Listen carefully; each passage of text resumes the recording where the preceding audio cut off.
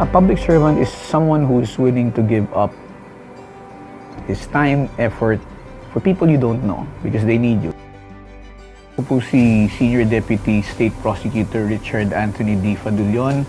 Ako po ay currently ang Officer in Charge, Prosecutor General of the Office of the Prosecutor General dito sa Department of Justice.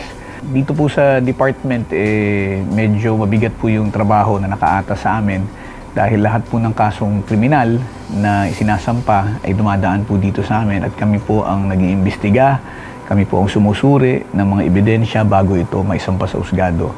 At pagdating naman ito sa husgado, kami naman ang tumatayong abogado para sa pamahalaan, no? Para sa publiko. Kami ho ang umuusig ng mga kasong ito hanggang sa matapos, no? At magkaroon ng desisyon. Mahirap yung trabaho dahil sa iba't iba, no? Sari-saring kasong hinaharap namin. Nandiyan na yung mga murder cases, rape cases, drug cases, and then you have cases also na involving public officials, no? So there is a lot of pressure in the work na ginagawa namin. If you're asking about, well, the difficult things, marami. I mean, there are so many. Dito sa trabaho na to, lagi kami kaaway. Whether you like it or not, may kaaway ka. Naalala ko pa nga, lagi sinasabi ng mother ko noon, pagka meron akong malaking kaso, mag-resign ka na. Kasi delikado, di ba? Alam mo, pagka ganyan, wala akong ginawa kundi magdasal dahil sa nag-aalala ako para sa'yo. Ang katwiran ko naman sa kanya, sabi ko, Ma, kung ako'y bibitaw, paano naman ito mga masasamang loob na to? Di ba? So, patuloy nilang magagawa yung gusto nilang gawin. Kailangan may tumayo. Di ba? Nagkataon, ito yung trabaho ko. It was in 2014 when I was in court. No? I was prosecuting a case for kidnapping with homicide. Okay? Kinidnap pagkatapos pinatay. Okay? So yung aking akusado ron ay isang green card holder. He escaped during the first day of the hearing and then akala ko wala na siya. He was eventually arrested 9 years later. So when he was arrested, nagbalik kami sa korte, nagtuloy kami at nung matapos yung kaso, dinidesisyon na siya, binasahan na siya, nung binasa yung desisyon, convicted siya. So, ang parusa sa kanya is habang buhay na pagkakakulong.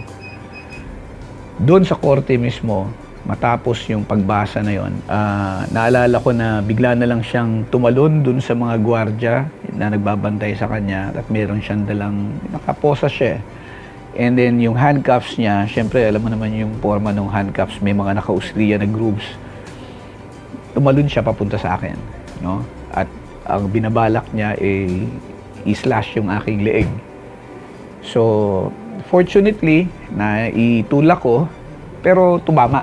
Doon ko na lang nalaman nung humarap ako sa huwes na sabi niya, duguan ka. Nung pinunasan ko na yung panyo kong puti, naging pula, no? Sa laki ng lasla sa leeg.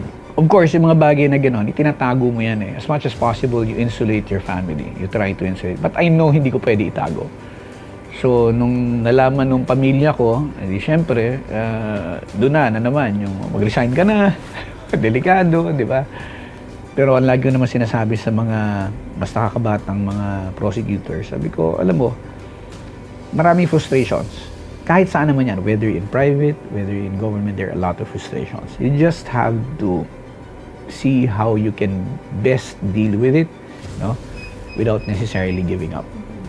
Yung bang sabihin mo na, ayoko na, di ko na kaya, no? Kayanin mo, no? Kayanin mo. Kasi may pinaglalaban ka eh, di ba? Kung naniniwala ka doon sa pinaglalaban mo, regardless of what they throw, no, to you, you'll be able to manage to overcome that. Tsaka dasal, di ba? That's the thing that keeps you going. No? Kasi hindi ka naman pabayaan eh.